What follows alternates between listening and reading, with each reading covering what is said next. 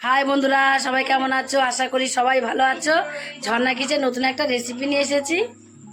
আজকে আমি পাকা আমের পোয়া পিঠে তৈরি করব। এই পাকা আমের পোয়া পিঠেগুলো আমি কিভাবে তৈরি করব, তোমরা প্রথম থেকে শেষ পর্যন্ত পুরো ভিডিওটাকে দেখতে থাকো। আর একটা কথা তোমাদের বলে দিচ্ছি, আমি সারাদিন বাড়িতে কী কাজকর্ম করি না করি তোমরা যদি দেখতে চাও তাহলে ঝর্ণার ঘরকোণ একটা চ্যানেল আছে, সেখান থেকে তোমরা দেখে নিতে পারো। এখানে আমি 3টে আম নিয়ে নিয়েছি। আমগুলোকে কেটে নেবো গোড়ার থেকে কেটে নিয়ে আমের পলকগুলো বের করে নেব। এভাবে আগে কেটে নেব, কেটে এইভাবে মধ্যে দিয়ে একটুখানি কেটে নিলে খুব তাড়াতাড়ি আমেরটা এটা বেরিয়ে আসবে। একটা মিক্সির জার নেব আমি। মিক্সির জারের মধ্যে একটা চামচ দিয়ে আমের পাল্পটাকে বের করে নেবো। এইভাবে দেখো কত সহজে আমার পাল্পটা বেরিয়ে আসছে। 3টে আমি এইভাবে করে পাল্পটা বের করে নেব। 3টে আমেরই পাল্প বের করে নিয়েছি। বের করে একটা মিক্সির জারের মধ্যে আমি নিয়ে নিয়েছিলাম। মিক্সির জারের মধ্যে দেখো মিক্স করে নিয়েছি, কত সুন্দর মিহি হয়ে গেছে, একদম পুরো কোনো দানা দানা ভাবা নেই। এবার এই মিশ্রণটাকে আমি একটা বোলের মধ্যে ঢেলে নেব। পুরো মিশ্রণটাই আমি বোলের মধ্যে নিয়ে নিয়েছি। এর মধ্যে আমি পার্কের মধ্যে দিয়ে দেবো। এখানে দেখো মেজারিং কাপে 1 কাপ আমি এখানে চালের গুঁড়ো নিয়েছি। এটা আমি শুকনো চালের গুঁড়ো নিয়েছি। তোমরা চাইলে ভিজা চালের গুঁড়োটাও সঙ্গে সঙ্গে ভিজিয়েও আধ ঘন্টা আগে ভিজিয়ে গুঁড়ো করে নিতে পারো।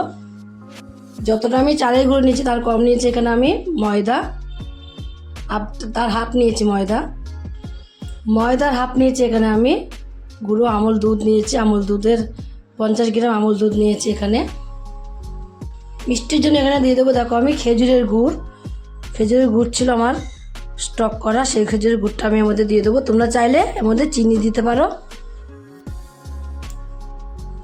আর দেবো এখানে আমি সামান্য লবণ দিয়ে একটু মিশিয়ে নেবো। যেহেতু একদম লরেন গুড় ছিল, একদম ঝোলা গুড় ছিল, তার জন্য আগে মিশিয়ে দেখবো আমি।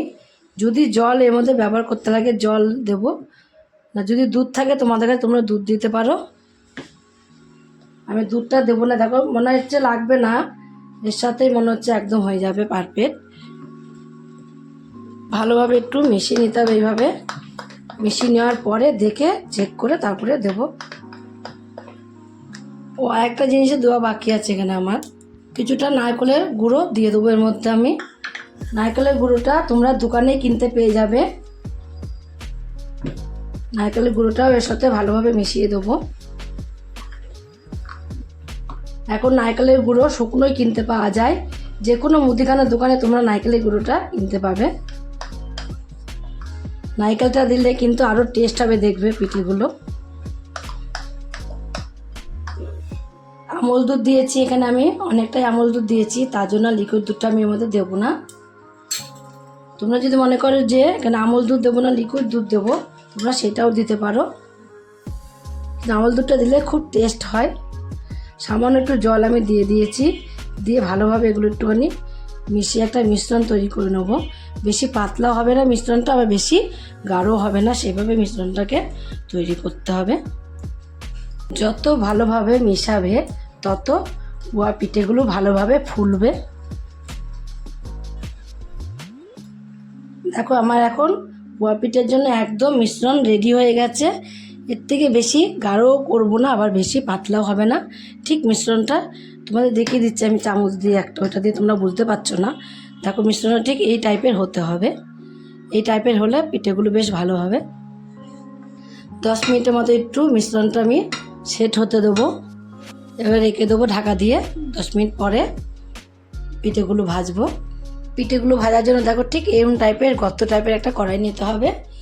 এই কড়াইয়ের মধ্যে দেখবে পিঠেগুলো খুব সুন্দর ভাজা হবে। এই টাইপের কড়াই যদি তোমাদের না থাকে তাহলে তুমি অন্য কড়াইতেও ভাজতে পারো। এবার আমি তেল দিয়ে দেবো। তেলটাকে ভালোভাবে গরম করে নেবো একটু। তেলটাকে দেখো ভালোভাবে গরম করে নিয়েছি। তেলটা ভালোভাবে গরম হয়ে যাওয়ার পরে আমি যেই আমের মিশ্রণটা তৈরি করে রেখে দিয়েছি সেই মিশ্রণ থেকে 1 হাতা মিশ্রণ আমি তুলে এর মধ্যে দিয়ে দেবো। একটা একটা করেই ভাজবো। কত সুন্দর ফুলে গেছে দেখো। যে এই পিঠ হয়ে যাবে, ফুলে গেলে এই পিঠটা উল্টিয়ে দিতে হবে। দেখো একদম পুরো বালিশের মতন হয়ে গেছে, এত সুন্দর লাগছে দেখতে। যেই ভাজা হয়ে যাবে এভাবে তুলে নেবো, একটা ঝাঁঝরি হাতার মধ্যে তুলে নেবো, তুলে ভালোভাবে তেলটাকে ঝরিয়ে নেবো। তোমাদের আমি একটা ভেজে দেখিয়ে দিলাম। এইভাবে আমি সমস্ত পোয়া পিঠেগুলোকে একই রকম করে ভেজে নেব। তোমাদের আমি বলেছিলাম যে একটাই ভেজে তোমাদের দেখিয়ে দেবো, না আমি আরেকটাও ভাজবো, ভেজে তোমাদের দেখিয়ে দেবো।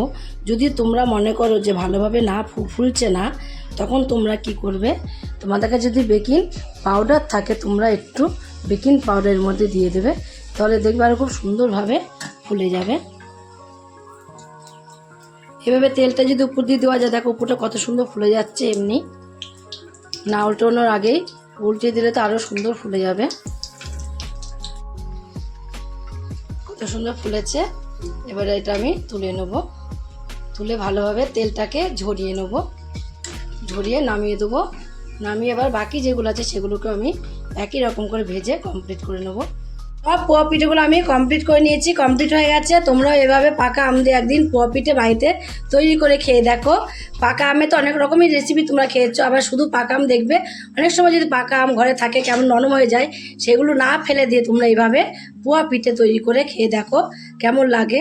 যদি তোমরা খেয়ে তোমাদের কাছে পোয়া পিঠেটা ভালো লাগে রেসিপিটা, তোমরা যদি ফেসবুক থেকে দেখো ফেসবুকের পেজটি ফলো করে দেবে, যদি ইউটিউব থেকে দেখো ইউটিউবের চ্যানেলটি সাবস্ক্রাইব করে দেবে, পাশে থাকা বেল আইকনটিটা প্রেস করতে ভুলবে না, তাহলে নতুন নতুন রেসিপিগুলো তোমাদের কাছে তাড়াতাড়ি পৌঁছে যাবে।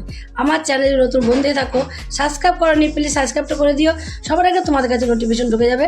ছোট্ট করে লাইক করো, কমেন্ট করো, অনেক অনেক শেয়ার করো। নমস্কার বন্ধুরা, দেখা হবে আবার পরের রেসিপিতে।